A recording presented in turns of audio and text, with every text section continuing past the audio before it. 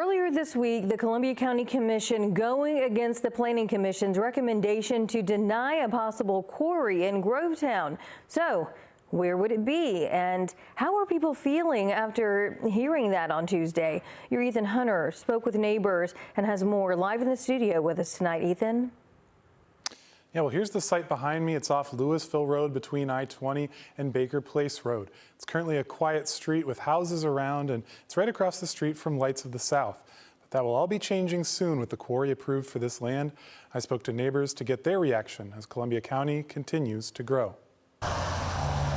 This stretch of Louisville Road is quiet, lined with trees and a few houses. Morgan Gruthan lives just off it on 20 acres on Baker Place Lane. It was my piece of heaven on earth. It's devastating.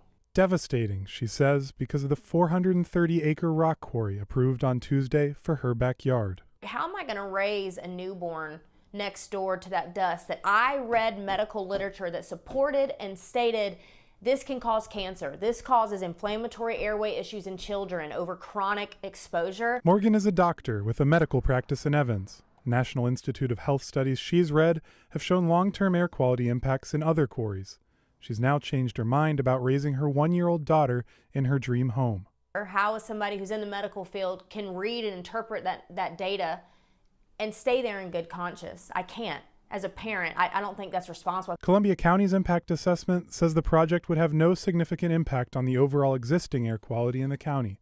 Still, neighbors worry. If you go on Columbia Road by the quarries on the left or right, especially ones on the south side of Columbia Road, you see the dust everywhere. Ronald Gilchrist lives about a mile away and spoke at Tuesday's meeting. An impact survey says lanes will have to be added at nearby roads already. The concerns about noise and water persist too. I live in Harlem because it's rural. People live in Appleton because it's rural.